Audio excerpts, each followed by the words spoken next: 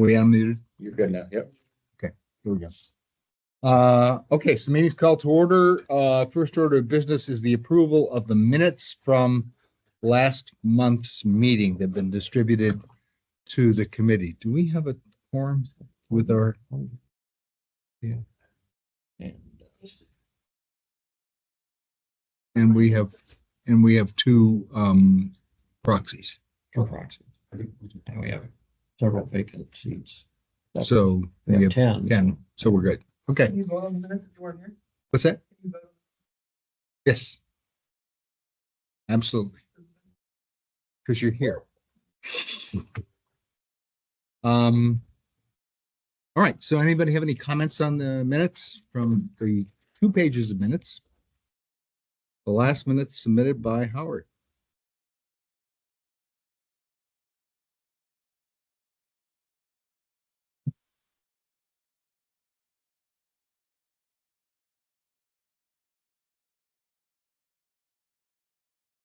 All right. Then no comments. Motion is in order. To approve the minutes for which month? Last month? Last June. Okay. Okay. Any opposition? All right, minutes are carried. Next is we're looking for a volunteer to replace Howard as our secretary.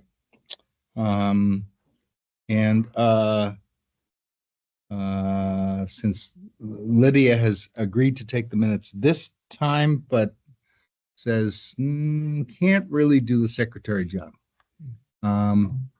Is there anybody willing to take that challenge over? I have to tell you that Howard had developed, I think, a pretty good system. I'd be happy to chat with you offline if you're willing to do it, but I think he got it down to an art, and so I don't think it took too much of his time. But we can give you sort of offline how he did that and what were his unique tricks. So, all right. So we have a secretary for tonight. I would ask everybody to sort of consider that and ask if somebody would be willing to do that on a full-time basis.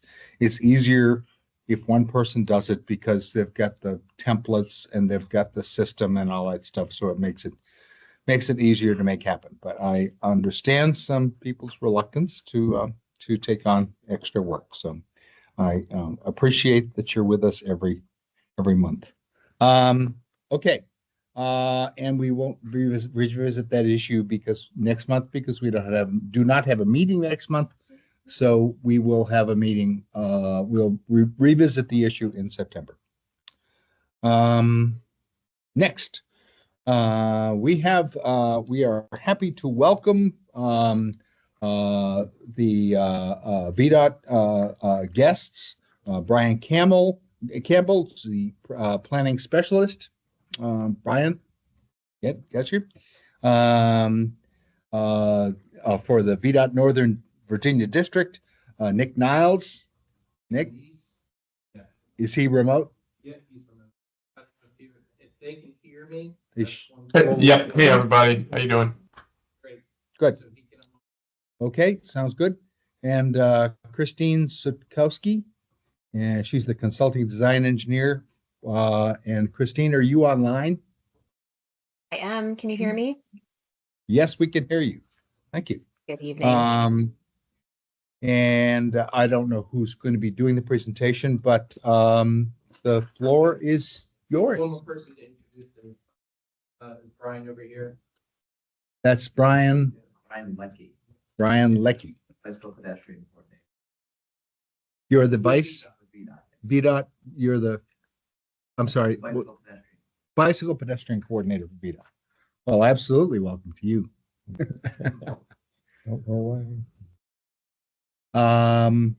Okay, so lady and gentlemen, the floor is yours.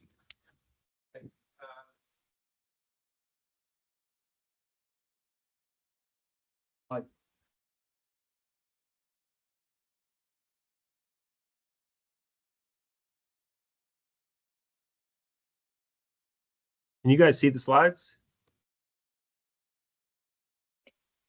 Yes. Okay, great. Great. Okay. And I take it that everybody can hear me. That's perfect. Okay. So before I get started, thanks for inviting us. Appreciate the opportunity to come and give you a once over. Just a quick survey of the group that's here, not including county staff, because I know when I've seen you, but how many people are familiar with the study? Anybody that has attended any of the public hearings or public meetings that we've held? No, but just familiar. Okay. I just wanted to I've been to all of them, Jim Klein, on my mind. Okay, great. Thanks.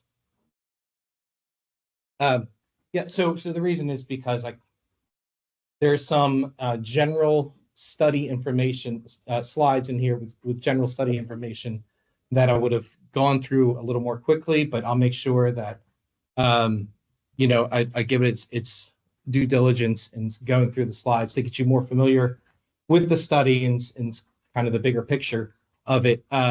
Also, if possible, it's probably best to wait towards the end of the presentation to ask questions. I don't know exactly how you guys operate, but I'm a member of EQUAC, Fairfax EQUAC, if any of those are familiar, and we have a tendency to jump in and ask questions. And at the last point of the slide, we'll pull up a digital map so we can kind of walk through the corridor, and I think that would probably be the best opportunity to ask questions.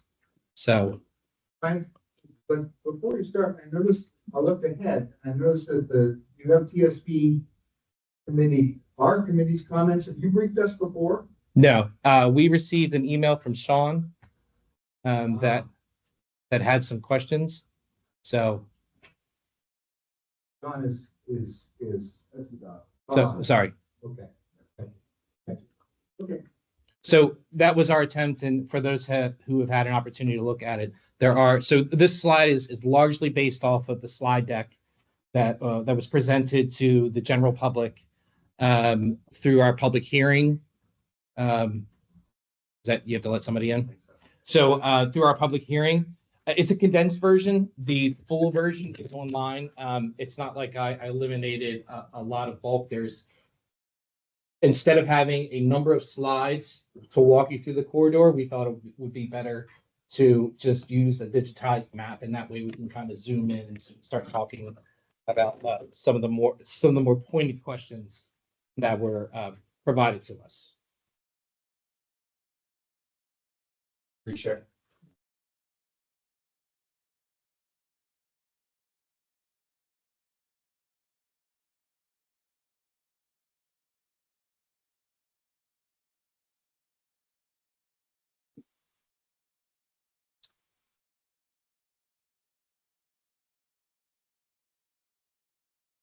No worries.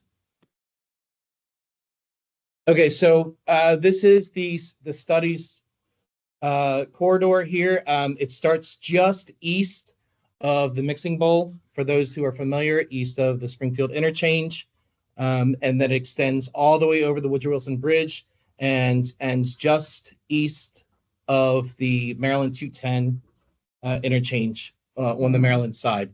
What you see and what I want to highlight here is the box areas are the access points that's proposed by the proposed facility. So those access points are obviously on the western end, the eastern end, and then at South Van Dorn Street, US 1, I-295, and Maryland 210. So wait, I think I can do it from here. There, I got it. Okay. What's important to also know is that this study was kicked off as it was entered into the Visualized 2045 plan, constrained long-range plan. So, just like I mentioned, the environmental assessment was started in 2022. Coordinating with Federal Highways, Maryland, and a bunch of other local agencies such as Fairfax, City of Alexandria, Maryland, Prince George's County. As I mentioned, it was included in the National Capital Region's Visualized 2045 Constrained Long Range Plan. One of the things that's asked about the study, it did consider 10 preliminary alternatives from the beginning, and the purpose and need of the study is over here on the right-hand side of the screen, where these are the needs that were identified that the study is trying to address, which is providing additional travel choices, reducing congestion, and improving travel reliability, improving safety, extending and providing continuity of the express lane system, and providing consistency with local and regional plans. Okay, so this is a very long, drawn-out process that this slide in particular highlights where we are in this study. So like I said, it started off in 2022, and we are at the environmental assessment portion of the study where things are very conceptual, and we look to identify, the various different alternatives that we considered. We do a lot of inventory to evaluate all the human and natural elements that are within the study corridor that may be impacted, and then there's an assessment done on those impacts. All that being said, once we get done through the environmental assessment, the next phase of project development, I should also say that this is, because it's a study, a NEPA study at this point, the objective is, and that's how it's entered into the constrained long range plan, is that the next step is to get it entered in as a project in the constrained long range plan. So once we get to that phase, we can start working on the additional steps, which is the interchange access reports, which is basically looking at the interchanges along the corridor and the potential impacts that this study, if implemented, would have on local arterial streets, and that's your parallel streets and then your cross streets through the corridor. And if there's impacts that are realized, then we start discussing with our localities and folks about potential mitigations that we can offer. As the bottom box here, it talks about projects, getting into project delivery. So as of right now, if the study is progressed to a project, we intend to try and seek a public-private partnership, which is the P3, which Virginia has a number of successful facilities that you all may be familiar with on 495, from the American Legion Bridge down to Braddock Road, and then I-66 inside the I-66 inside the Beltway, outside of the Beltway, and then portions of 395 and 95. So as we get through those phases, then we'll get to the project delivery phase where we'll, as I said, if it's decided to be this public-private partnership, then we'll go through the contract portions of that and more refined details. So again, just highlighting here in the NEPA phase, it's very conceptual, very much the next step past developing your comprehensive plans, where it's line on a paper to now doing like more of a polygon on a paper. Let's see if I can get it to advance. Okay. So all that being said, starting from 2022, we've gotten to the point where we have had a number of meetings to introduce the study to the general public. We have acquired a lot of input on the various different alternatives that the study should consider. Like I said, we started out with 10, and we've whittled down to a range of alternatives to do more detailed analysis on, which was a +1 express lane going in either direction, and then a +2 express lanes going in either direction throughout the corridor. We presented that to the public, analyzed the impacts, potential impacts, and we are now at the point where we are recommending the preferred alternative of 2 express lanes. What you see on the left hand of the screen is the what would come with that alternative. So while it's being called 2 express lanes, I want to highlight the multimodal options that are being included with this preferred alternative. And that's, so we start with the 2 buffer separated express lanes in each direction. There is a fund for a new bus transit service that was identified from by our sister agency that did a similar plan, that a DRPT, Department of Rails. Public transportation. Yeah, there you go. They did a study pretty much the same time that we started ours, and identified a number of different transit options throughout the region that could complement, this study if it was to become a project. And we can go through that for those that are interested. The bike and pedestrian improvements. There is a large emphasis of preservation of the space on the Woodrow Wilson Bridge for future rail transit. So that is a commitment with this study, that even though there is 2 express lanes in either direction that go across the bridge, that in a future where WMATA decides to implement a heavy rail system, that the commitment is that one of these express lanes will vacate, and they'll have just 1 express lanes, heavy rail. But if you ask where it's coming in and where it's going, we continue to coordinate with WMATA, and that's all that we have at this point, is that there's still interest, but they're not exactly sure where they're going to come in and leave out. And then, as I mentioned, provide potential funding source for expanded transit services and other improvements benefiting the corridor. So we went through a lot of these benefits already, but this is why we feel like it's the recommended preferred alternative is the 2 express lanes.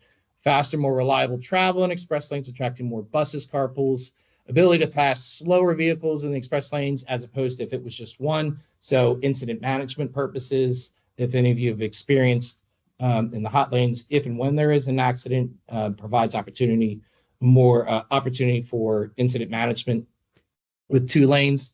It does help with avoiding creating congestion on the eastern side. We optimize the space on the Woodrow Wilson Bridge to address current and future traffic challenges. And then one of the other things that we realized is that with the +2, based on preliminary assessments of tolls, that they're average a lower rate with 2 lanes than there is with 1 lanes. And that's because express lanes, if you're not familiar with the system, they work on demand. So the more cars that are in them, the more congestion that it is, the slower the traffic is moving, the more the higher the toll rates. It's dynamic tolling to try and keep a certain speed inside of those lanes. One thing that let me see if we can get into. One thing I want to emphasize with express lanes is that the reason why they're express lanes and not toll lanes is because if you are a vehicle with 3 or more people inside of it, then you ride for free in express lanes. If you are on a bus, while you may have to pay for the service of the bus itself rides for free. Obviously, emergency vehicles utilize express lanes for emergency situations at no cost, and school buses have also been seen to utilize the express lanes for a more reliable trip to getting students to and from school. So this here talks about a little more in depth about the transit and multimodal investments that I spoke of earlier. Like I mentioned, adding the new lanes provides faster, more reliable travel for buses and carpools. The funding mechanism of it is something that will be discussed, with our localities about how the toll revenues that's collected from the system will be allocated to future projects for the various different localities. And Fairfax is very familiar with this, as we recently did the Tysons to Bethesda bus line, which was paid for through concessionaire funds and helped fund that. Right. And so similar to this, like I said, a commitment with the preferred alternative is this bus line that will start in Tyson's Corner and end in West Prince George's County, Central West Prince George's County. Okay, so this is probably the slide that you all are most interested in. This is the proposed bike facility that is also part of the preferred alternative. You can see it's kind of broken up into 4 different segments. The thing I want to highlight here is that the intent of this is to be consistent with the regional plans for bike and pedestrian comprehensive plans. That's for Fairfax, City of Alexandria, and Prince George's County. So we'll get into a little bit more, because I know that there were some questions about how do we come up with this alignment, and I'll get into that. But for the benefit of the people here, you can see the about 11 miles of connectivity is proposed with this alternative in this alignment, starting on the western side with Franconia Park, and then going east to Van Dorn Street, where it goes to the north side to Eisenhower, and it heads along Eisenhower. So underneath the railroad tracks, it then heads east to cross Van Dorn Street, where it connects with Eisenhower, follows Eisenhower over to Telegraph Road, takes the ramp back over to the south side of Fairfax County, to Huntington and Telegraph, where it follows Huntington Park Trail. There's an existing facility there. What's that? We're back on the Virginia side. We're at Huntington and Telegraph, where it catches is it Cameron Run Trail is what it's called? Not Huntington? Okay. Cameron Run Trail, and then heads east to where it then follows down to meet with Huntington Avenue right before it crosses over to Route 1, over to the Woodrow Wilson Trail that goes across the bridge, and then over to the Prince George's County facilities that are existing there. And then there's some Prince George's County facilities that are proposed consistent with their comprehensive plan.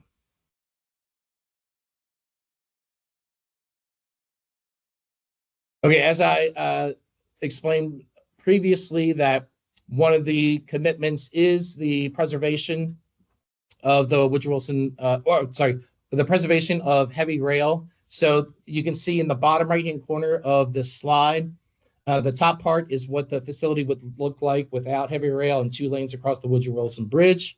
In the if and when WMATA is ready to implement a heavy rail system across Woodrow Wilson Bridge, then the bottom picture shows what the typical section would look like coming across the bridge.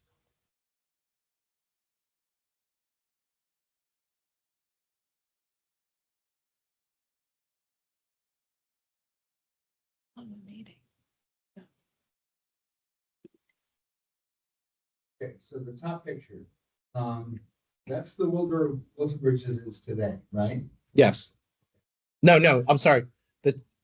Yes, the top picture in the screen is a picture of what it looks like today. That's correct. Yeah. What I was referring to is this typical section on the bottom.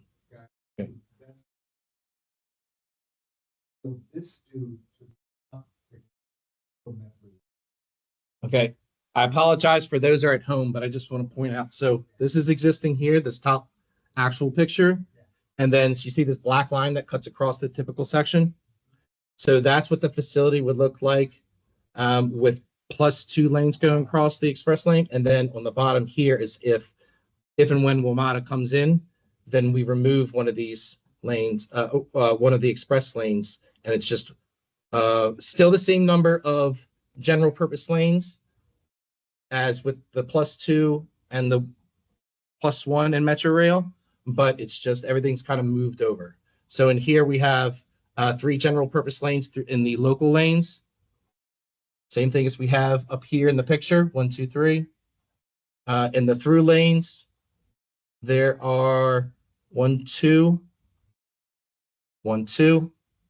The existing 2 through lanes for general purpose traffic will remain. That's correct. In the inner lanes. Correct. And then you're gonna add how many 2 express lanes? That's correct. Yep. Yes. Yes. So no, there will be not a degradation of the available general purpose lanes. All general purpose lanes that currently exist will remain. They'll just be shifted.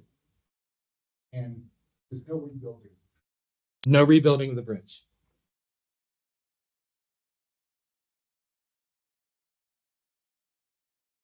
Okay, so like I said, we started the study in 2022. This is the amount of coordination that we've done specifically to Fairfax County. We've had 24 regulatory agency meetings on the environmental assessment, and Fairfax had the opportunity of participating in those. I believe the 24 is how many meetings that we have. You shown as Fairfax County shown as attending. Park Authority was also at a number of those. I see a representative from Park Authority here as well.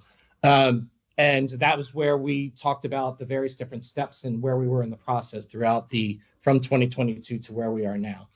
And at each one of those milestones or steps, then, the localities, or not just the localities, but state agencies and federal agencies were allowed to ask us questions and receive any updates, feedback from the studies that we were conducting.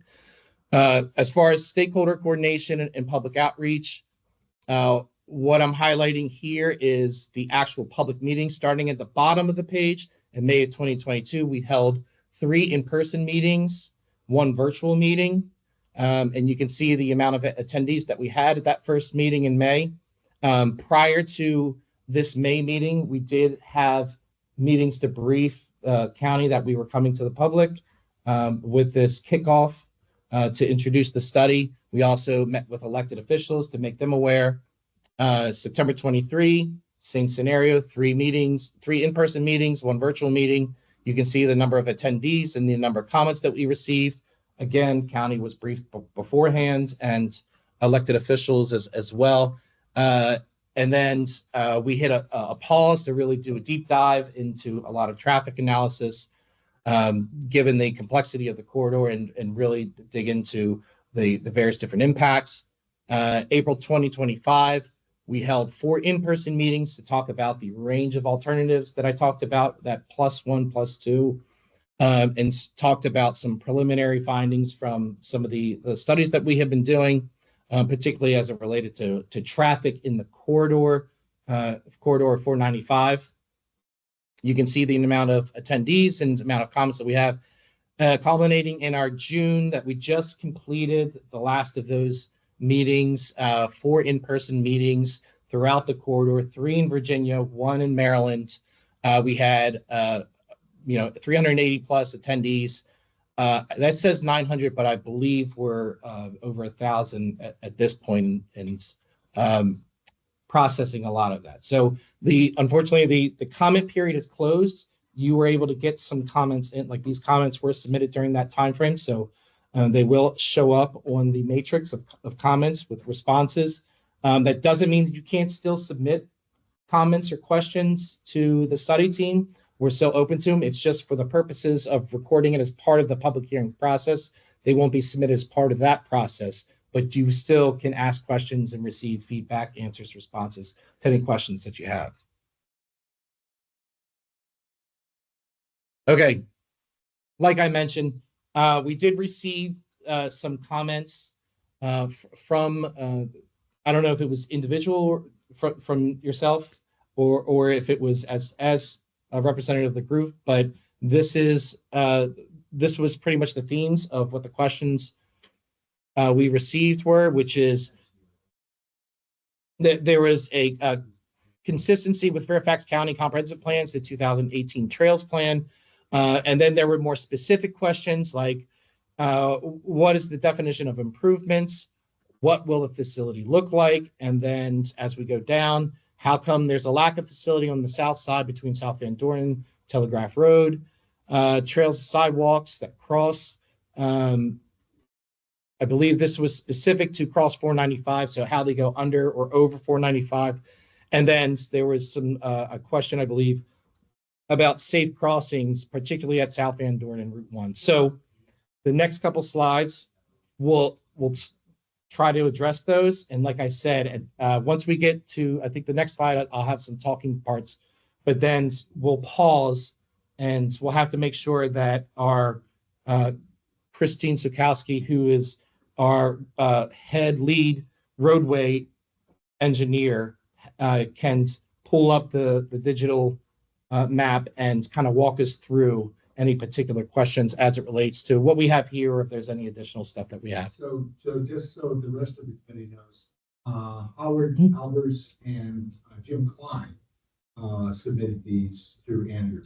So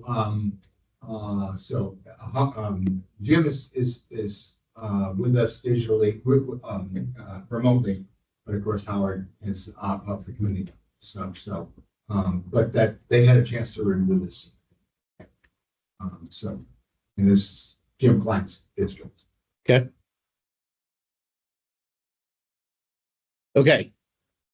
So first, I want to talk about consistency with Fairfax Comprehensive Plan 2018. What you see on this screen represents in 2022, the July of 2022, we met with Fairfax, the Fairfax DOT and Active Transportation Group to get a better understanding of, well, we did our research to find out what comprehensive plans did we need to refer to. So we had 2014 Fairfax County wide trails plan, 2014 countywide trails plan map, 2014 Fairfax County bicycle master plan, 2014 Fairfax County bicycle map, 2017 comprehensive plan, 2021 Alexandria mobility plan, 2020 Eisenhower East small area plan, 2015 Eisenhower West small area plan, and then a number of ones that represented the Maryland side. So those were the plans that we utilized to create this map. When we created this map, and in our meeting in July of 2022, we asked Active Transportation and Fairfax DOT, is this all the information that we need to consider when trying to develop a facility? There was some suggestions of additional or upcoming plans that may be in the works. Some other suggestions of interpretation of how to interpret these various different color lines. I apologize, I don't have a legend on this, but if we need a legend, then we can provide it to you. But at the time, we went over this legends with Fairfax DOT. We talked about an approach to creating a facility, like what is the major importance that we need to consider here. And what we heard and what we were highlighting is that this middle line that goes down 495 is very challenging to put a facility on one side or the other and try and be fair and equal, and then even from the other design constraints because of the tight developed urban corridor this is and the natural resources that kind of exist, that it would be very challenging to put a facility on both sides or even one side of it. So what we discussed is really trying to provide a facility that would kind of fill in the gaps of existing facilities and provide connectivity throughout the corridor. That was something that seemed to have, our understanding had a very support from let's see what it looks like in July of 2022. So then we went back and came up with this map that again was shared in September of 2022, and the yellow line to say, hey, this is what the preferred alternate alignment is that we're looking to develop. What are your thoughts? And that meeting in September consisted of City of Alexandria and Fairfax. The takeaway from what it was is that generally speaking, there wasn't a lot of opposition to this approach. And the biggest question that came away was connectivity for all of the facilities. So getting to the question about why don't we see a facility on the Fairfax side of here, once we get to the zoomed in digital map, you'll see that there is a number of houses that are immediately adjacent to the right of way and where the proposed facility would be that would be impacted by it, and then a number of other sensitive environmental areas that are along that section of the corridor. So I think we've still had we're still continuing conversations with the county, so we're not done.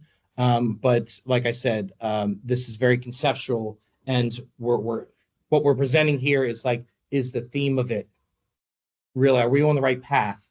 And we can continue the conversation of refinement.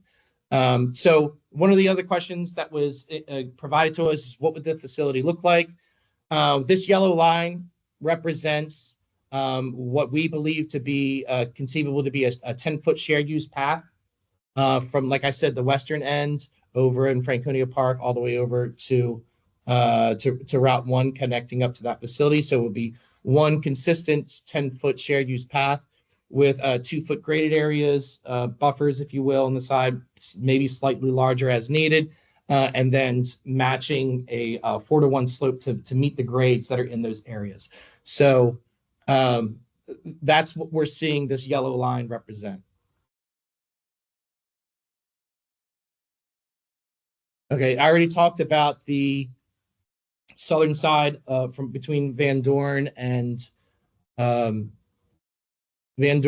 Telegraph Road. So if we want to ask more specific questions, particularly at the Van Dorn Street and Eisenhower Avenue and Telegraph Road, I'd like to allow Christine to share the screen, and then we can kind of walk through those particular areas. Is everyone okay with that?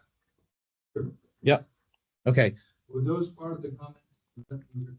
Yeah. Specifically those sections. How does it go under 495? Safety of crossings in those areas.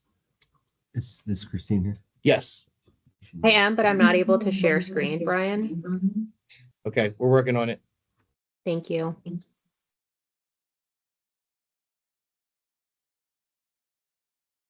Usually here, right?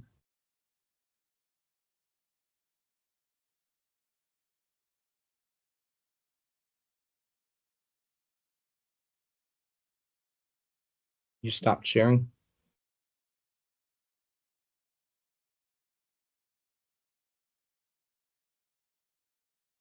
Still not allowed? Christine? No.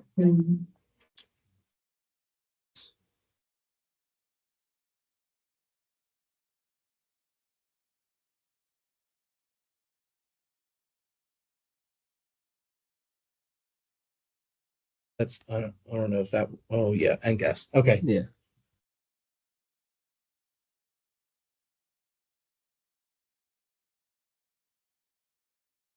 All right, Christine, what about now? No change yet.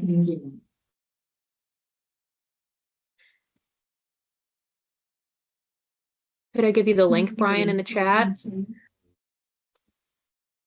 No, that's not ideal to drive. Here, let me just try this one. Yeah, but I can drive and then you can talk. Yeah, who can present? Here. Yeah, search for participants. And then not coming up. No. Yeah, let's just try this.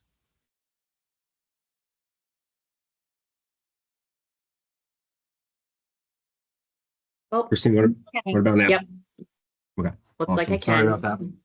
Nope, that's all right. Let me give it a try.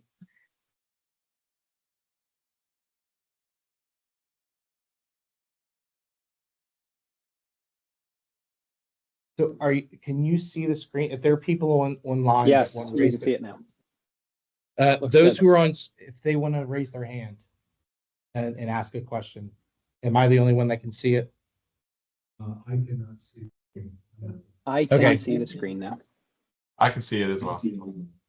Yeah. So for those online in the, as part of TSP, just raise your hand. We can see it and we'll make sure you get called on if and when you have questions. Fair? Yes. Okay. Yep, Okay, I'll try to be Christine. descriptive.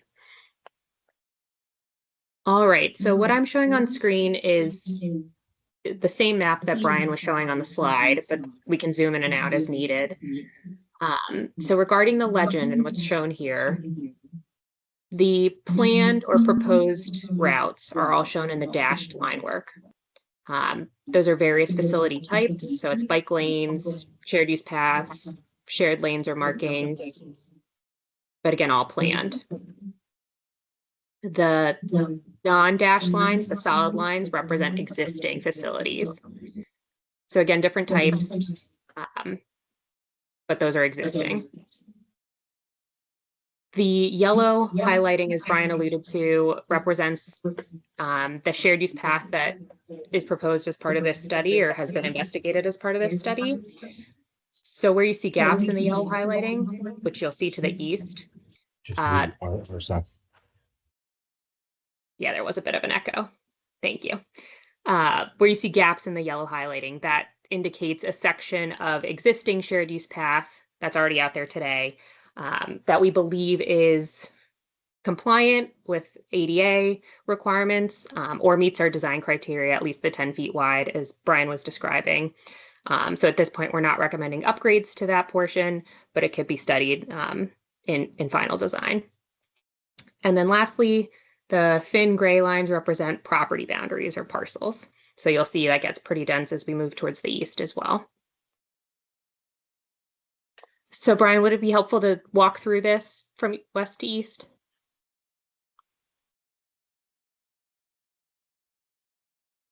I know you guys are on mute, so I'll assume yes, but please stop me. Yes. Yeah, yes, please. Sounds good. So just to point out or reiterate, Brian, what you were saying, oh, go ahead. Was there a question? The thin gray lines are property lines. Correct. And I'm actually going to go ahead and turn those off just for a moment because I think they're a little distracting. But as we get to points where it's important to point out the property boundaries, I'll turn them back on.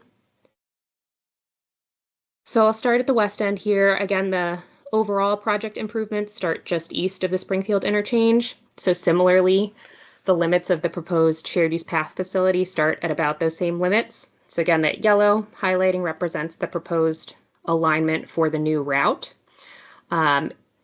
At this location, it is shown on the south side and pretty much directly adjacent to 495. It does somewhat follow the alignment of this pink line, which is an identified minor paved trail in the Fairfax County plan. It would continue east, again south of the 495 corridor, directly adjacent to it, and cross over the rail tracks, the CSX and VRE tracks there, on a brand new structure. So this would be adjacent to the existing 495 bridge, but a new bridge that carries shared use path over the rail. And at this point, there would be an elevation change. So there would be a mechanism to get the path from 495 elevation down closer to the rail elevation and adjacent to the rail. That could be something like a switchback ramp or maybe a spiral ramp. The exact type of structure is yet to be determined.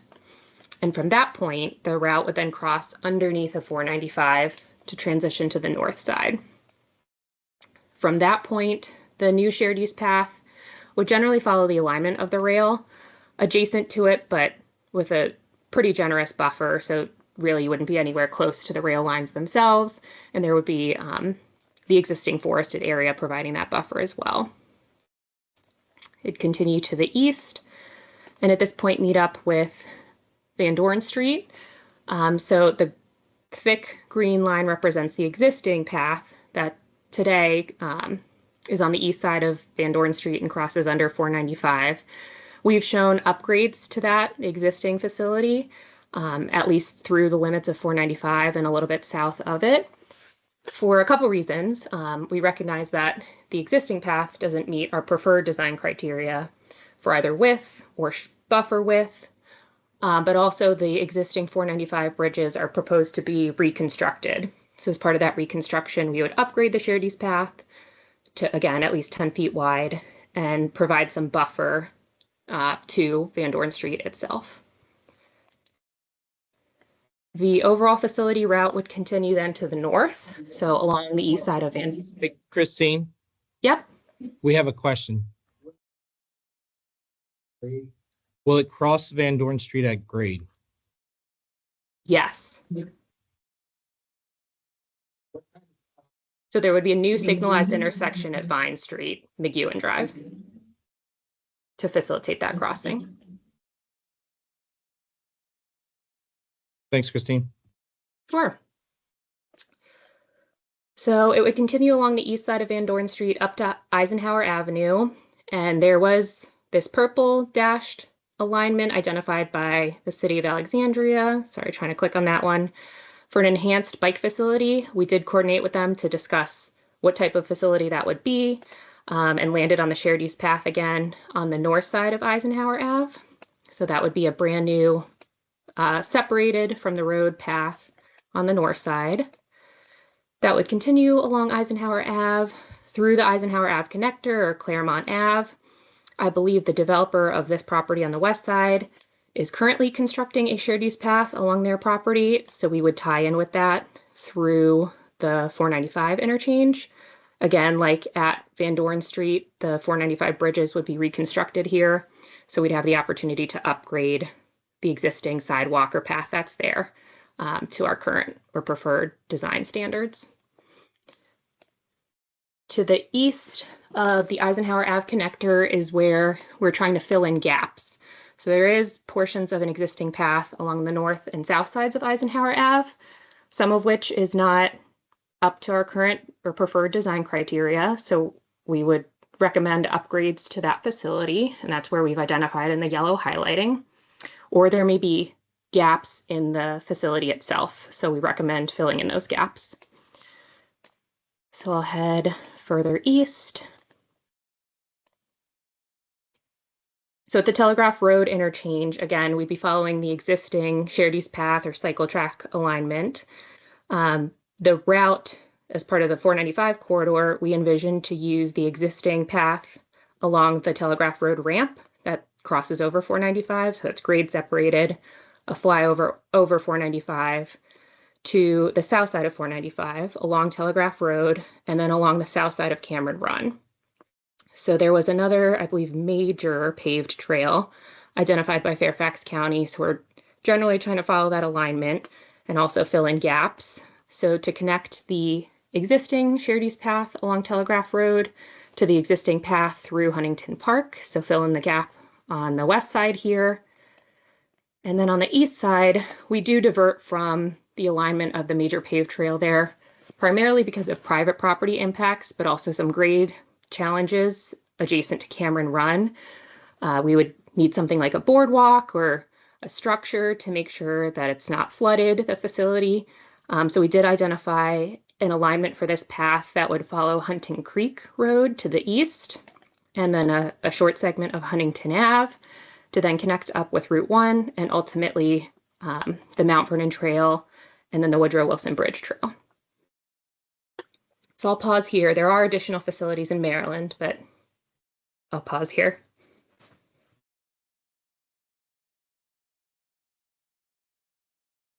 Can you hear me? She can now, yes. Okay. So there's a Huntington Park Trail shown on Google Maps. Are you going to connect with that, or are you going to move closer to Huntington Avenue as you get off the bridge from Telegraph Road? So this Christine? alignment, Yeah. yep, this alignment would go through Huntington Park, which I believe is the trail that you're referring to. not along Huntington Ave itself.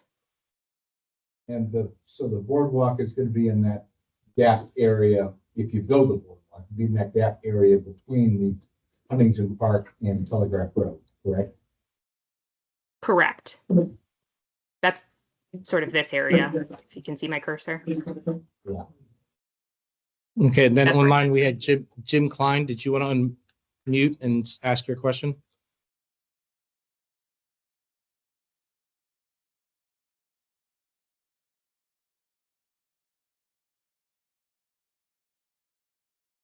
Oh, sorry. There we go. So I had questions about the interchanges and, like the one you got shown there on Telegraph. For anybody that lives like in Rose Hill or over to the west of that slide or to the east to get connected over to the major regional trail or even the trail that is on the east side on the flyover is really risky. And I've done it. I've ridden over across the Beltway in every place I can for 32 years, one way or the other. And so I'm wondering how you get across, if you live over in Rose Hill, how do you get connected to the green existing trail? And then B, there's a gazillion ramps, that come in at that interchange, one for Kings Highway, one for Huntington, and then there's the 495 ramp. So, any of those, it's just a whole lot of unpredictable vehicular movements that go through there that makes it just as impossible to get across Telegraph Road. So I just was hoping that there'd be more information about how you make those crossings, and that would be included as part of the project since, there's only going to be a trail on the other side. I don't really have a problem with putting a trail on one side. What I have a problem with is you can't get there from most of Fairfax County without risking your life. And the same would be the same as Van Dorn. You can't get from to the areas to the west of Van Dorn, whether it's a workplace or higher density housing that's over there. You just can't get to the Eisenhower Trail easily. You can't get across those barriers of Van Dorn or Telegraph. And then the same with Route 1 at Huntington, just a little to the east. Once you get over to Fort Hunt, Route 1 intersection, Huntington intersection, that's a death. That is a very dangerous intersection. There's been a lot of fatal pedestrian fatalities in there, all up and around those interchanges, and there's just no easy way to get across. There's no time given to the pedestrian, and it's just a confusing intersection with all the traffic that comes kind of merging to get onto the Wilson Bridge. You just don't during rush hour and either in the evening you just can't get across. So I guess I'm looking for more connectivity that helps every neighborhood along the Beltway to be able to get over to that regional trail if you can, or across it's great that you're going to be rebuilding the bridges. Are you going to be rebuilding the ramps? Is there a way to get better and safer connectivity? If that all makes sense. Yeah, no, it absolutely does make sense. And it's very similar to what we heard from the county's active transportation group. So, as I mentioned, this is what we presented based on like our understanding of what our design criteria was, and we're continuing to coordinate with the county and looking for how we can take those kind of considerations and include them with a future project. So as of right now, it's those kind of connections are not included. It's not to say that we can't find ways in the future to make those connections. It's just so the coordination continues. But great comment.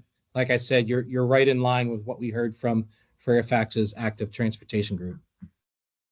And I guess the one last piece is that if you're essentially converting some of the space for free travel, whether you be in a carpool or a bus, that's sort of limited, but you're just jamming the same amount of volume of traffic into the 4 lanes that was there before, and it's backed up for miles, and you're assuming you'll pull off some of that into the toll lanes. But in reality, people with their apps will go down Eisenhower on one side, or they'll go down Franconia on the other. They'll use the local streets. I do it all the time. Huntington, he directs me to go down Huntington if I want to avoid the traffic. So that's what I do. And so I think that you're morally obligated, I guess, to fix all the ways that people, pedestrians and bicycles use those ramps and interchanges. So because you're going to increase the traffic, and I know some of you don't agree with that at VDOT and the consultants and whatever, but my radar on my 32 years of trying to cross the Beltway says otherwise. Understood. Thank you.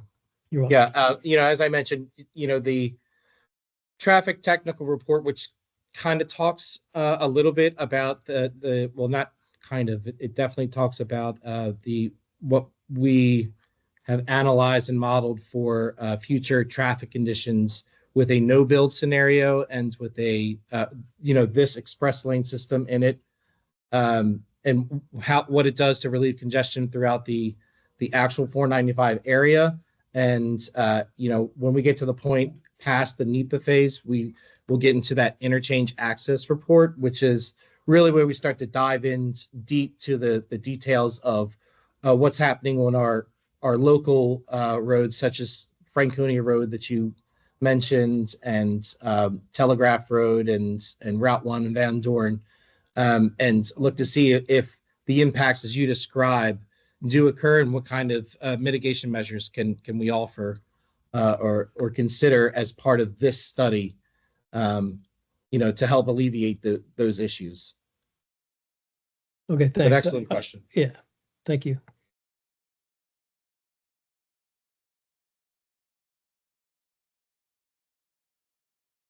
This is just a trail to nowhere. Because getting into the trail, yes, you're building a parallel bicycle facility, but as Jim pointed, people can't get to it from much of the area south of the highway. You need to mitigate that to keep it from being a trail to nowhere. I've actually commuted along that Eisenhower Trail. It's a great trail to use to the Pentagon. Because it takes you into Alexandria, and you can take either Mount Vernon Trail or Commonwealth Avenue in Alexandria, which are great bicycling commuting connections. The idea, which you've shown on the screen here, of doing a Z to get south to Huntington, and then perhaps maybe you wanted to. I mean, this is the east-west issue. So eventually, the idea that you might use this Z to get to Maryland is just, I don't know a cyclist who would do this. You'd take Eisenhower all the way to the point where it ends. You make a left-hand turn, get into the streets of Alexandria, use the traffic lights to get you over to the Mount Vernon Trail, and then you're on the north side of the Wilson Bridge where the trail is. And this just doesn't support human nature. Now, I understand if you improve the connectivity at that intersection with Huntington Avenue, so that people living in Fairfax County could actually use this, then this becomes not a Z, but a way for people in the south to use that connector to connect up through the city of Alexandria. But it just, as it's presented here, this fulfills the letter of the law, but this is an unusable trail to nowhere. That's the way I see it. Okay, we have Aaron online asked, when will Franconia and Eisenhower impacts be assessed? Those traffic impacts on the local roads. So just want to make sure that I understand the question correctly. The NEPA document currently evaluates the 495 traffic conditions, and if implementing these express lanes, it evaluates what kind of natural resource and human environment impacts it would have in implementing those. The traffic study, the interchange access report is a traffic study that will evaluate those interchanges that are proposed with this study, and the local road network to evaluate what kind of impacts, similar to what Jim was highlighting, if there are any of those kind of impacts And if there are impacts as a result of the implementation of the express lanes, what kind of mitigation measures can be considered as part of the study to help mitigate those kinds of impacts. Hopefully, Aaron, that addresses your question. Let me know if it doesn't. Thanks, that does. I have one follow-up question. It seems kind of late in the game to assess the knock-on effects of traffic on the neighboring roads. After you have a, preferred solution, I just wonder, like, if there are issues, like, is there budget available to actually make those changes needed to side streets?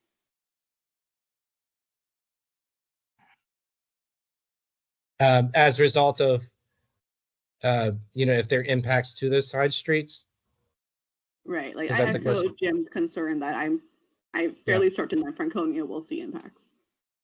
Yeah, I think, as we work through identifying if there are impacts, then it'll be a discussion with the county about how to address that. And so I can't say specifically that this study can provide funding to address the whole network, including those roads, but that's kind of like the importance. Like, let's identify where the impacts are, and then let's work with the county to address those as best we can. And if it's with the implementation of this project, if it's within the scope and within a realistic footprint of the study, then we'll talk about how to get it implemented, and if it's not, then we'll talk about how to get it into a future project. All right, thank you.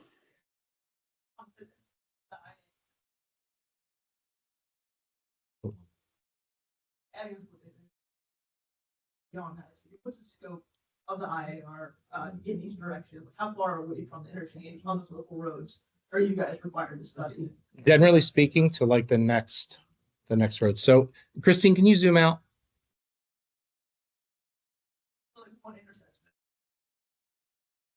Well, I think we would look at the what makes sense. So on as she scrolls out, Franconia Road is essentially a parallel road that would be part of this, and it's a primary road. So that we would look at the traffic of where the origin and destination of where the traffics are going, or where it might be diverting.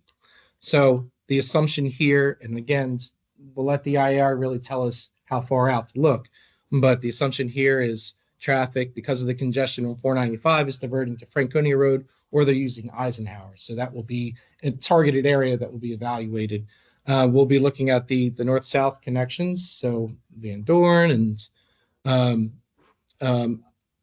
Brian. Yeah. This is Nick. I would just qualify that the IAR process, and their VDOT does have kind of a manual on how they conduct IARs. I'll pull it. I'll get the correct INIM, but it's like INIM 2-10 or 210-4. But just to clarify, it really depends on the scope of the project, how far out they look. In certain situations, they may go one or two intersections past each of the interchanges that the project contains. And then just going back to the point you made regarding the mitigation efforts, I think it's important to note that the mitigation will be based on potential traffic impacts associated with this project, not overall network impacts that may exist today that are not related to the improvements that we're proposing. Just maybe a little caveat there. Yeah, well, I believe I said that before, but thanks for reiterating that. So Nick, if you have the opportunity to pull that and throw it into the chat, that would be useful. I'll drop it in here in a minute. Yeah, otherwise we'll just make sure to provide it to the group, so you can include it in your meeting minutes and have it for the rest of the group. There was another question. Thank you. My understanding is that the project overall is, the purpose of this project is to mitigate the congestion that's occurring on either side of the bridge at certain times. And have you looked at where those cars are going, what's creating the congestion that you're trying to solve. Because when you come back to trails and sidewalks, how reasonable is it to think that your project can hold that in as part of the solution? Or are we just piggybacking an existing need onto your project? Well, this is something that I think the county is very favorable for, and something that's been consistent with when we delivered similar projects like I-66 and the trail network that came with that. That was something to align and be consistent. Not to interrupt, but I-66 had a fairly city pair purpose. Mhm. And you were looking at the excerpts out of Manassas and Haymarket and in through there, and the traffic that was coming into the inner work beltway line, primarily work centers. Mm-hmm. So that was a fairly obvious attempted solution to that problem. But I don't understand how the bike sidewalk it impacts your fundamental problem. I think, and maybe Sean, you want to talk about Fairfax's comprehensive approach to dealing, or multimodal approach with dealing with. Well, before you go there, have you done a study on where these people that are stuck in these congestions, where they're going? Yes. So to the first part of your question, yes. I don't have those numbers in front of me because I was prepared to talk about Bike and Ped. But we did, as part of our traffic technical analysis, yes, we looked at the origin and destination of people through the corridor, where they're, those particular interchanges, where they're coming into the corridor that we looked at, or our study corridor, and then where they're exiting. And yes, so if that's the, what you're asking, yeah, we did look at that. I just don't have that information on me. I can tell you, generally speaking, what goes across the Woodrow Wilson Bridge. But those other numbers, I don't know if we have on any of the other slides.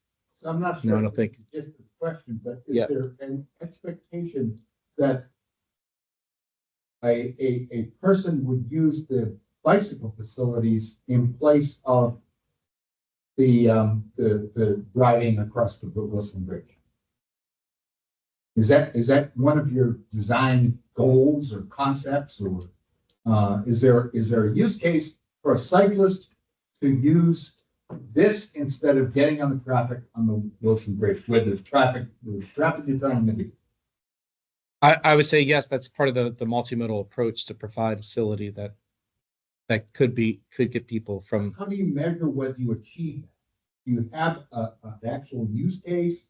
You have if you look at, I'm looking at the Z that you put in here. I talked about it. I'm almost certain a cyclist wouldn't ride like that. That's a very inconvenient way to do it. Yeah, I'll lean. Brian, can you speak to like how if VDOT does any measuring of bike and ped use, and usually not so much for before after projects, but we conceivably could put trail counters there, via the Eagle Counter program, like we do on the I-66 trail. We have 8 counters along the corridor that are in the track who's actually using that facility.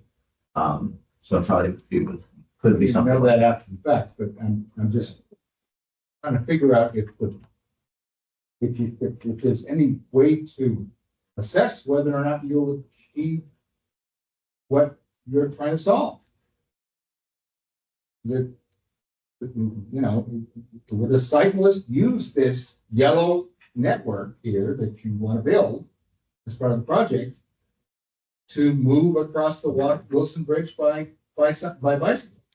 Kind of like in for impact study to see what the demand is to switch those trips over. We do that with cars, of course, we do that with traffic. And you have great tools to do that, but so how do you assure yourself that this would work?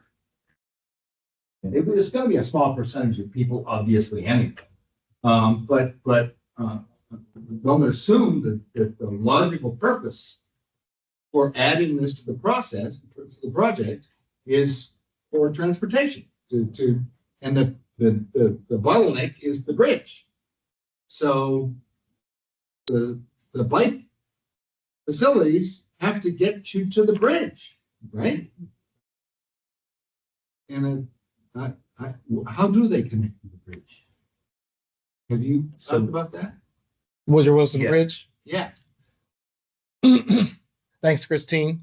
So on the Fairfax side, starting at Telegraph Road, they will take Huntington Avenue, where you will follow the yellow line to meet up with the existing Cameron Run Trail through Huntington Park over to what is the name of this? Creek Drive is what it's called. Thank you. Hunting Creek Drive down to Route 1, where it'll cross Route 1 and connect to the existing facility that will take you over. Will Take you on to like the. Washington. Thank you. And then Washington, you cross over 95 to the north side, and that's where you pick up and go to the Wilson Bridge. That's. But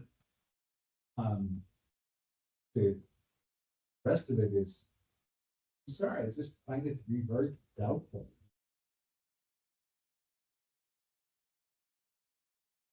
Am I the only one to? I like it. I'll speak for myself. Yeah, I mean, I'm excited about it. I think it's providing connections that don't already exist. It's enhancing ones that do exist. There's absolutely concerns. There are problems today. But if we don't start doing these kinds of things, start connecting up the network, we're not giving ourselves any chance at all. That's true. It's providing an opportunity for people who might not today, want to get in their car, go 2x to cross the bridge, to get off in Maryland. It's just giving them another option. And we, through MWCOG, we actually recently did some active transportation counts on the Wilson Bridge right by where the DC line is. And I think our weekend count was about 1,000 of people going through across the bridge. So if you're able to make this connection, that just opens it up to many more users to be able to utilize that connection across the bridge. Yeah, I just with the e-bike, it's just to have a route on your maps that shows you a good bike route that you could, it doesn't matter too much.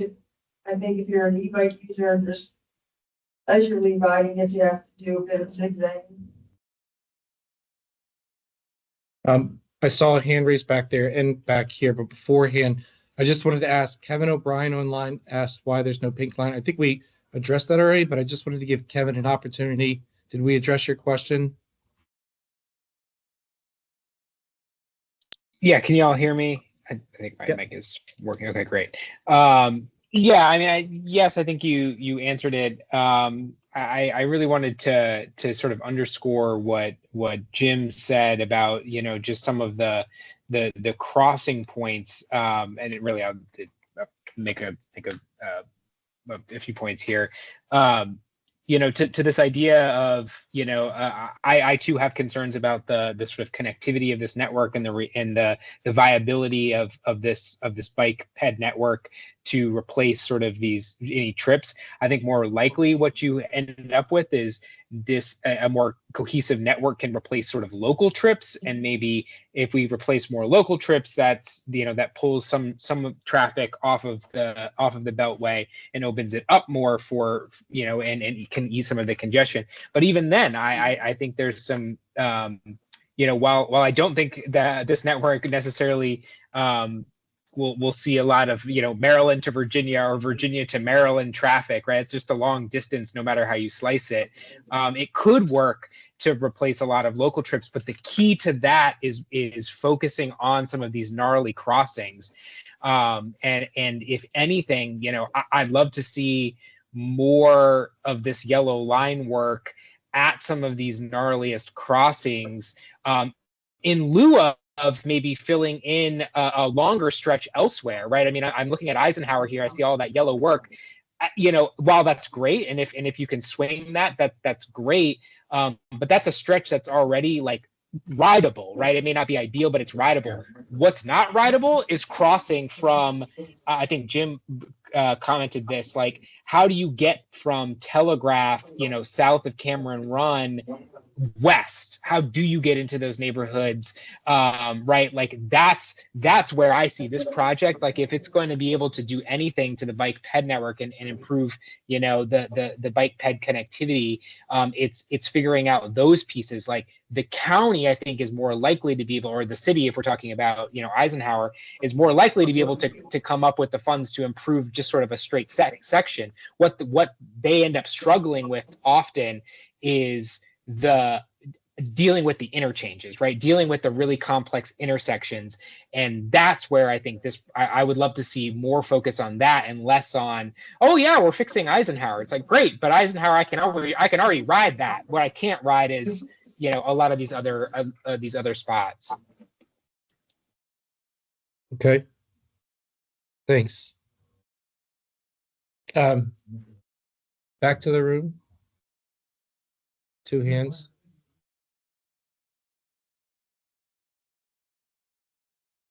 Yes, we do. Are there members of the public who are remote would like to comment?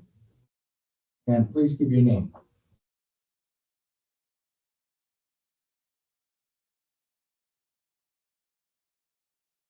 Okay. Lydia. I wanted to go back to, I'm sorry, John's question about this feeling like you kind of piggybacked a bunch of trail crossings onto an overall project that was being planned. If the goal is to decrease congestion, and you talked about evaluating 10 different alternatives, how seriously was it actually evaluated alternatives other than just adding lanes versus really looking at adding quality ped facilities, investing in other types of transit? Yeah, so I don't know if I can.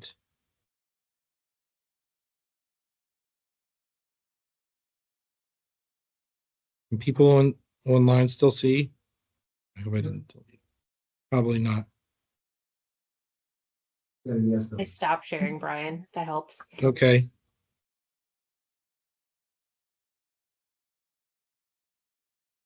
Okay, I want to go back to, because again,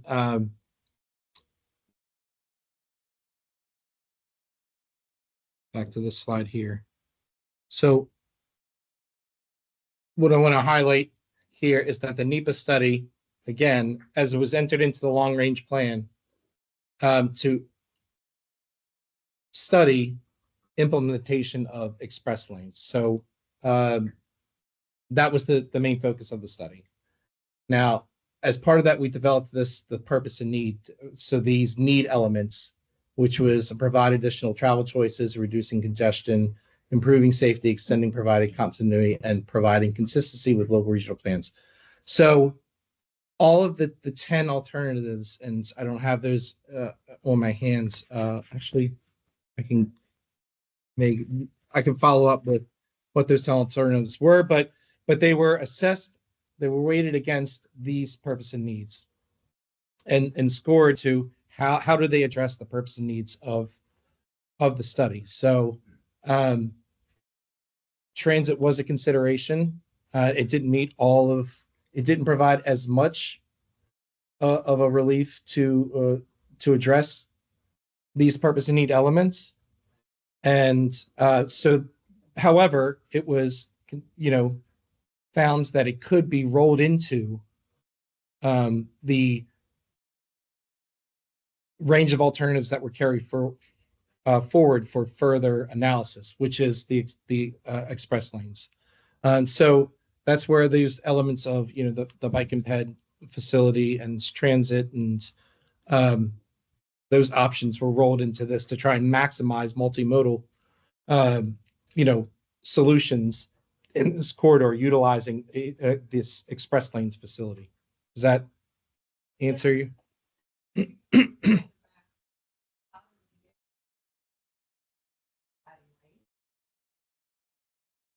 could happen. Like, why are we starting with a study that says, let's add lanes and study how we can meet other needs versus starting further back and saying, how can we ease traffic? And here are all the different ways beyond just assuming we need to add lanes. Yeah, I think to answer that question is back further evens than this study getting implemented into the long range plan. So we're following on the ask of what was entered into the long range plan. So this was something that was specifically entered in as a potential solution that VDOT was asked to study. So were there other elements of transit and things like that, like the DRPT study that I spoke of earlier, like that was looked into, and that was a parallel study that was done to look at transit options through the corridor. Brian, this is Nick. Go ahead. Hey, sorry, I can't raise my hand for some reason, so I'm sorry for interrupting you. I was going to say just keep in mind that this is one of many studies that are programmed in the constrained long range plan that focus. The focus of this one was, as you said, driven by the directive to look at completing the gap in the express lane network. The 10 alternatives that we looked at, again, it's a process, a NEPA process that we're following, and I'll just list them very quickly, but the 10 alternatives were the no build, one express lane in each direction, two express lanes in each direction, transit TSM TDM, and then transit TSM TDM, as well as part-time shoulder use, standalone transit, one general purpose lane in each direction, two general purpose lanes in each direction, and two reversibles. And overall, this project does provide a lot of multimodal benefits. As Brian said, it's express lanes, provides free use of the express lanes for HOV3 buses, ride free.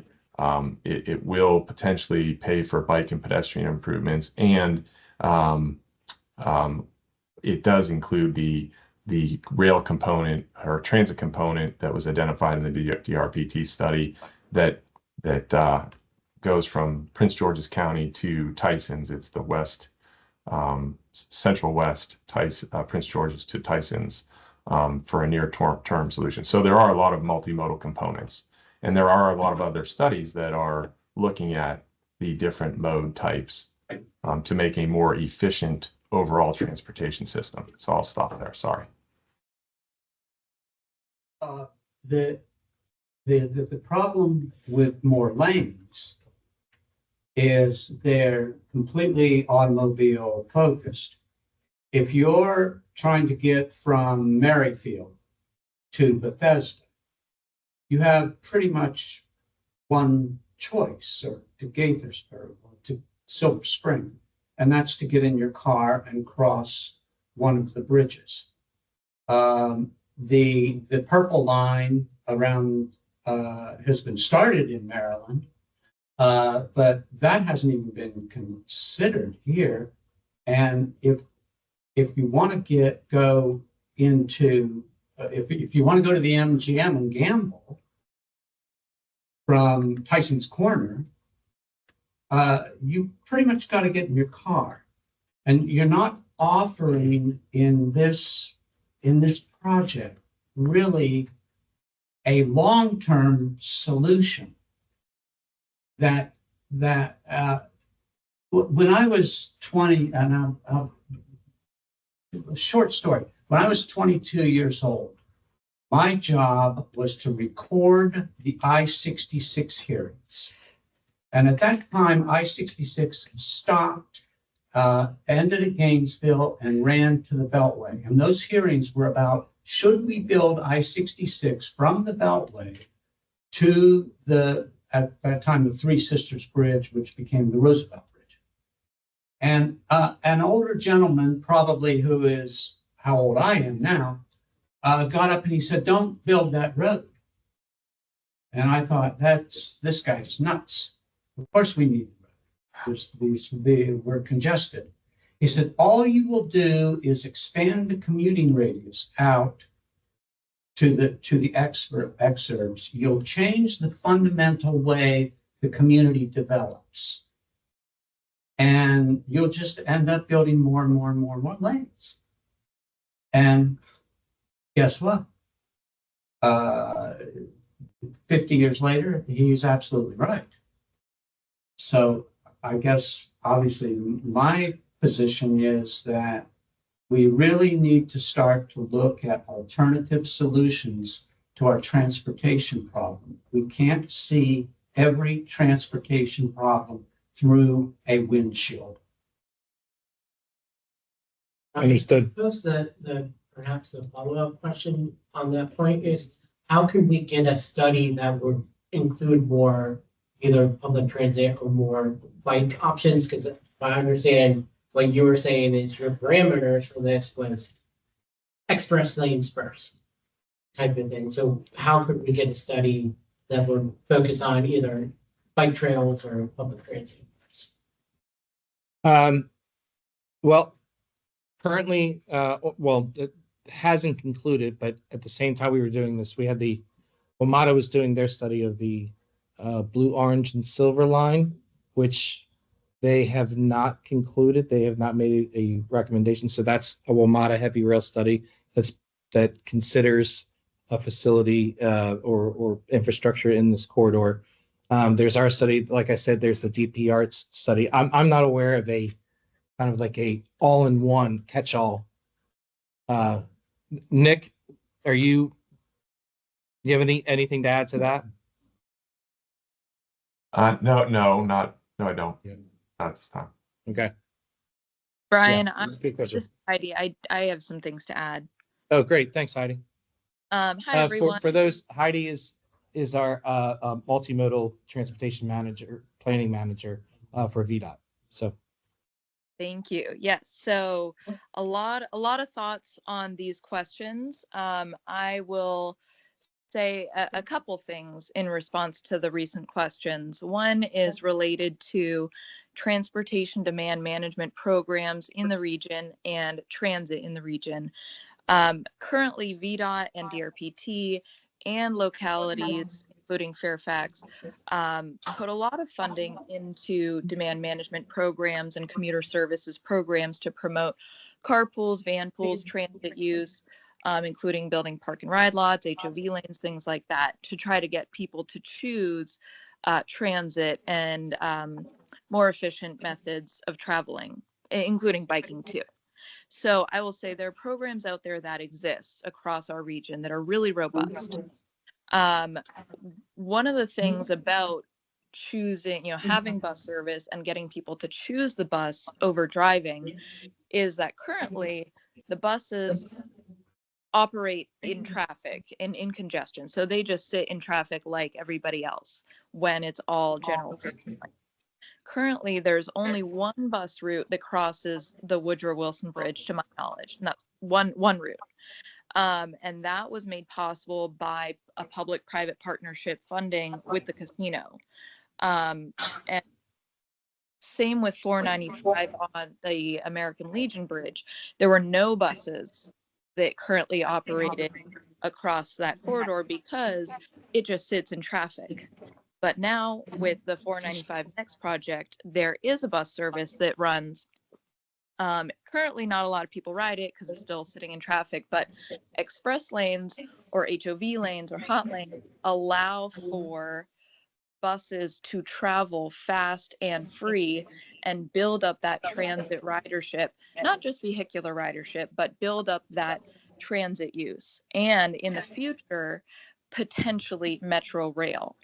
And with a public-private partnership project like Express Lanes, that can provide a funding mechanism for those buses, which we have seen. So it can, big caveat there, provide funding to purchase new buses, to operate those buses, to subsidize ridership on those bus lines. So that's a very important piece of this, that buses need a place to operate efficiently not just sitting in traffic. I'll also add that the Northern Virginia Transportation Authority is about to publish a regional bus rapid transit plan. So, you know, this Southside study is one piece of a large network of projects.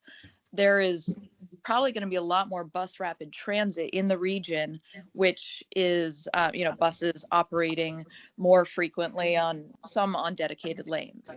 But again, you need travel lanes to facilitate that bus rapid movement, which express lanes can provide. So I'll just say that it's all part of an ongoing process to make transit work better so people will choose transit and will have bicycle pedestrian accommodations that would not have existed without a public-private partnership project like some of these.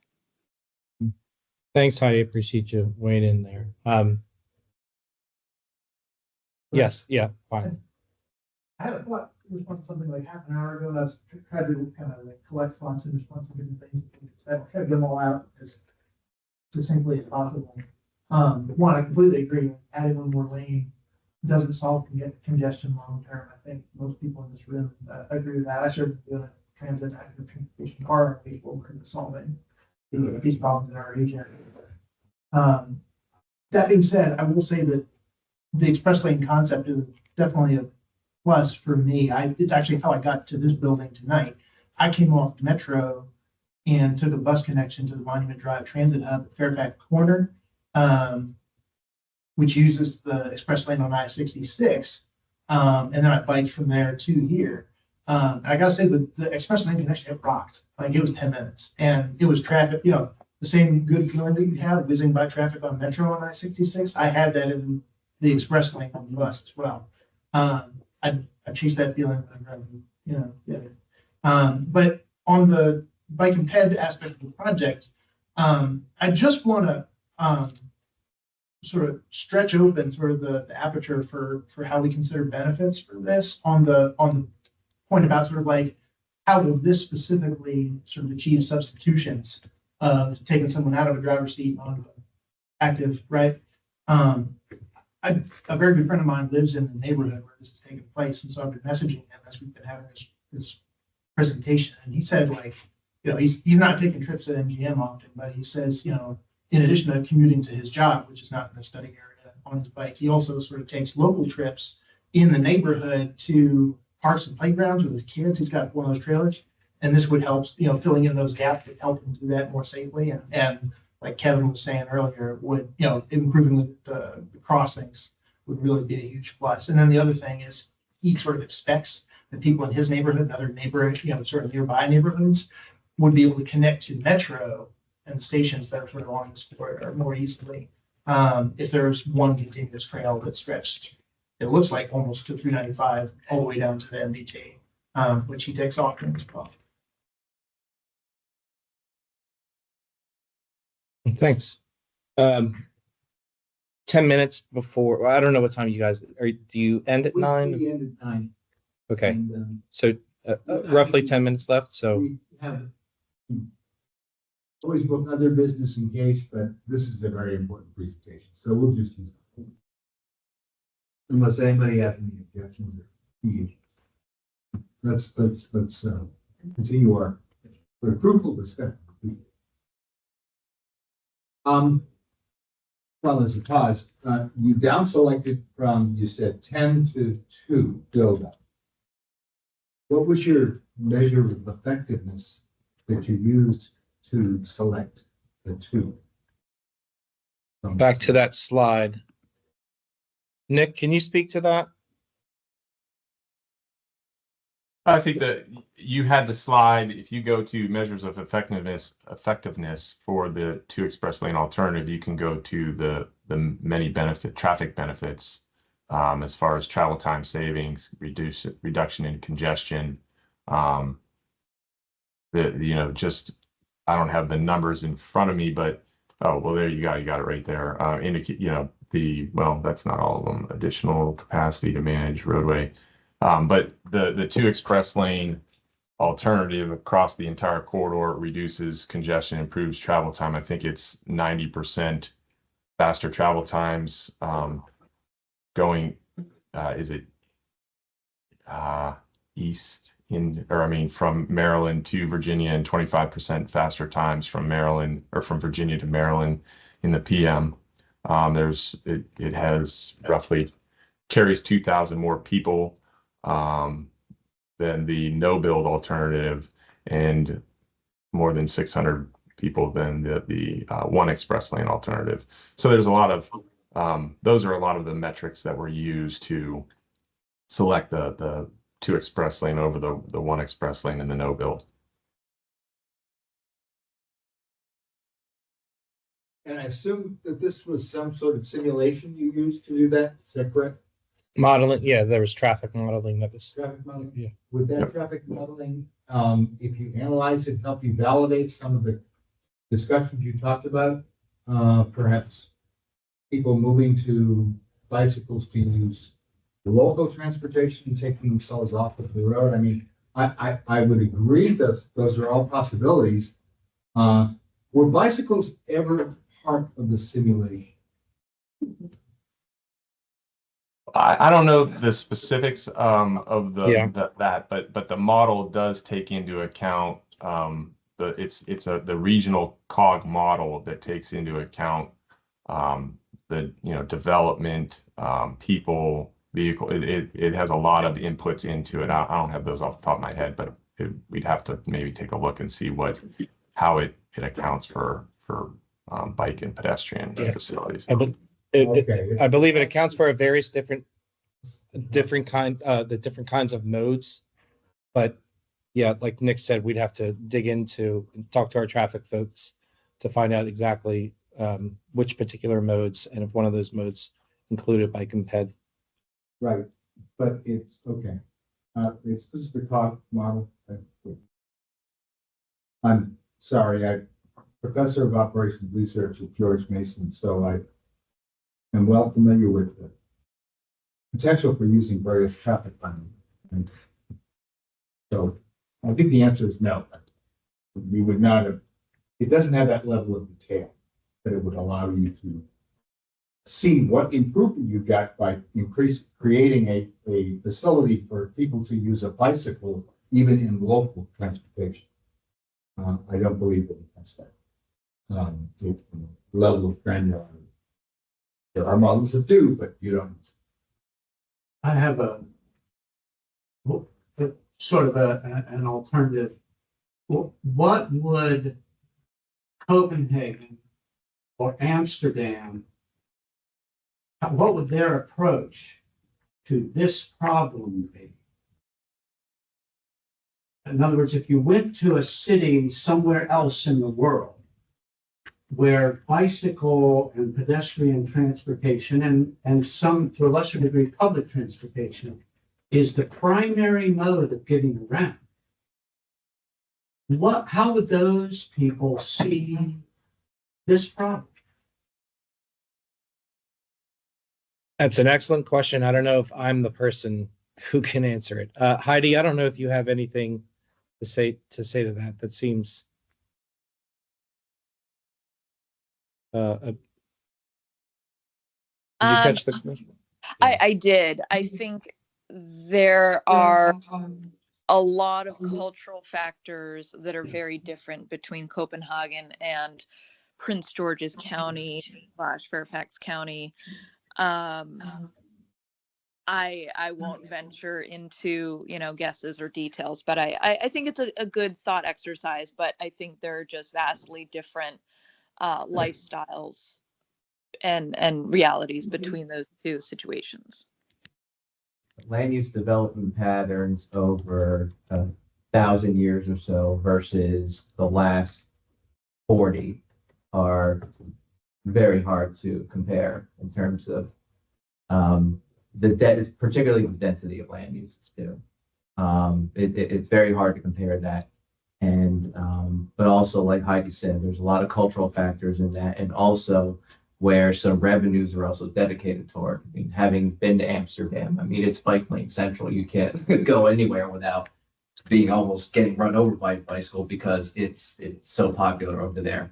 And again, it's definitely a cultural shift and portion of where those revenues are directed toward, which over there's a much greater focus on bicycle and pedestrian commuting than there is in this region of country. Yeah.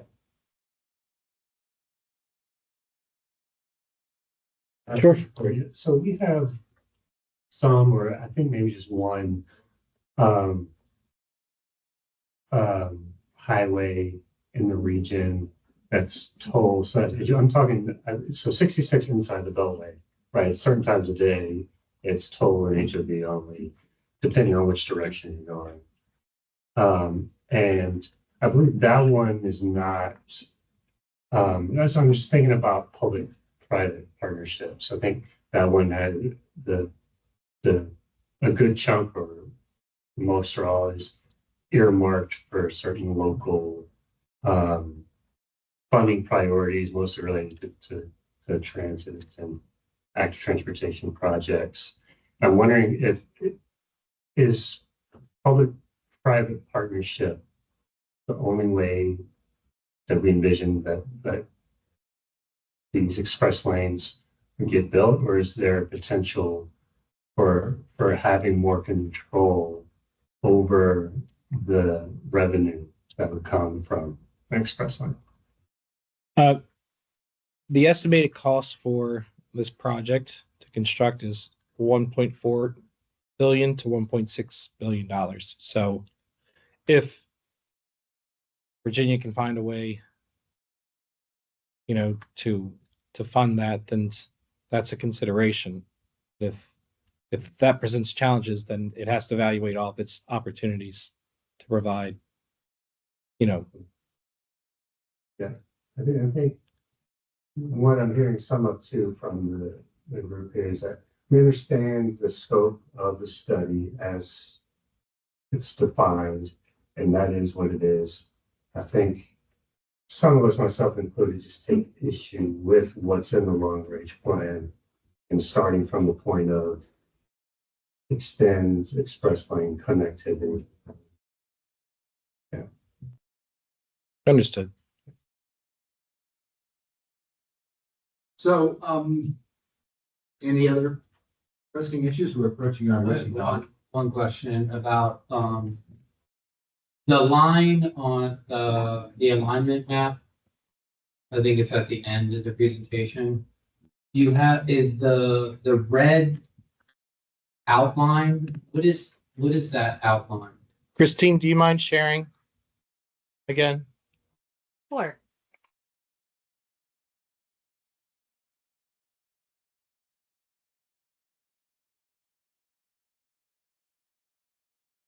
And I guess if you can't, the trail would start, the most western part of the trail is starting where?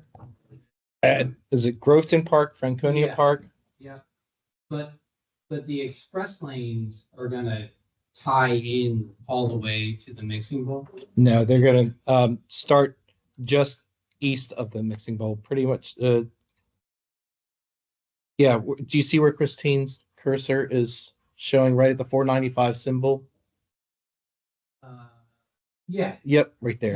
That's the start, but you have I guess, does the impact of the project extend all the way west to Trailside? No.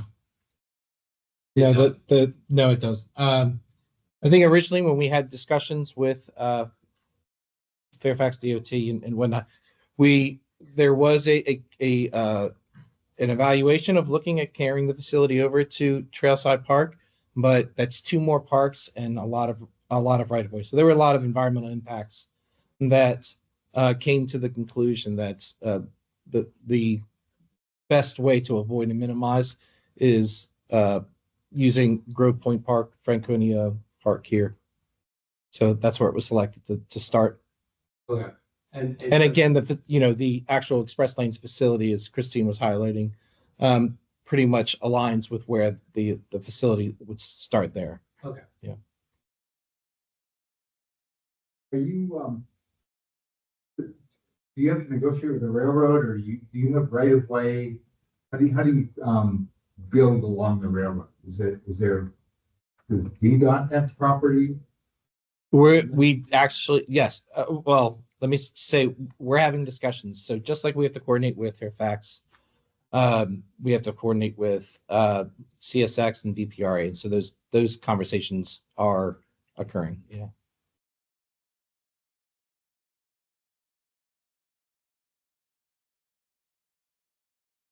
Hey, excuse me, this is Yuqing. Not sure. I'm not sure when to interrupt, but is it a good time to chime in? Sure. Okay, so hi, good evening. This is Yuqing Sheng from Fairfax County DOT Special Projects. Sorry, could not make it in person, so it's kind of strange to be online and could not raise my hand. So it's hard to chime in at the right time. But just a couple of things I want to add here. Oh, I have a little bit echo. Can you hear me well? Yeah, we can hear you. Okay. So I just want to mention that for in terms of the county comments, I actually heard a lot of good discussion today, which are pretty much in line with the comments we provided from Fairfax County in this round of public hearing. We're happy to provide a copy of that. I think a lot of discussion are in line with ours in terms of the trail connectivity, transit, and especially the safety at the crossings on the streets and all that. So for the south side ending, I think we still have the comments in, hoping that VDOT can look into ways to connect to the trailside park. That comment is still in there. I know we kind of discussed that, and I know that a lot of discussion right now are still kind of conceptual, and we're going to further looking into some of the details. So just want to clarify that. And again, we're happy to provide a copy of our comments. I think it's a lot of them are similar to the discussion here. So.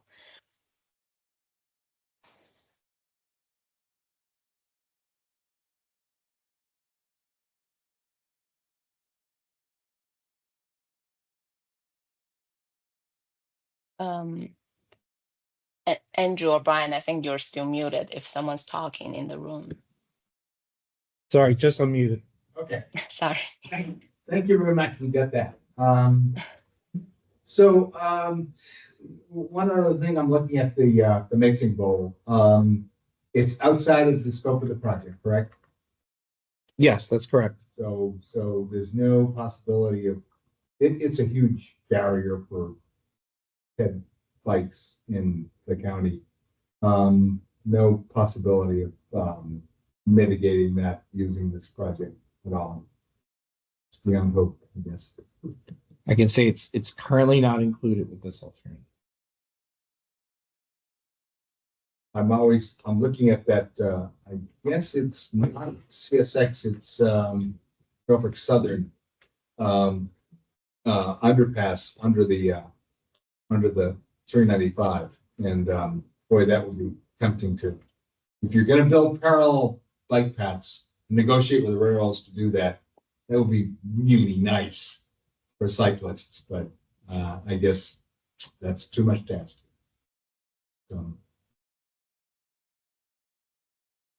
So I'm sorry, delayed us past our conclusion myself. So any other pressing issues for the committee that we can consider or talk about? I'm just gonna throw this out there for us to discuss in September, but the county executive has requested 5% budget cuts from departments, so it will be good to check in with our department here to see how we can support them in this project. Yes. And then decisions may well be made. So at least we'll know what the impact is. Okay. And for the people at home this evening, I apologize for the technology issues here at the Government Center. We'll work to improve those for future meetings. Sorry about that. Do you mind if I tell people, for at least those from the VDOT team that participated in tonight's meeting, I greatly appreciate your input and participation. Feel free to drop off if as you like. Hoping that you got sort of the type of feedback you wanted, a little bit incoherent and the like, but that's the nature of our business. Anyway, we very much appreciate you giving us this extended briefing with all the graphics that helped us really visualize something that I have to say I just didn't have a concept of what this was until tonight. I might not be alone. So. Well, again, we appreciate the invitation to come and the opportunity to speak to you all and answer some questions. Hopefully, we gave you some good answers or answers to get excited about. And I want to again thank the team. Most of them have dropped off, but there's a larger team that even participated here to help provide the graphics and presentation and information for you all and for any follow-up questions. Thank you, Brian, for joining, and thank you, Heidi, who's dropped off from our district. They really are best resources when it comes to multimodal questions in our district. Okay.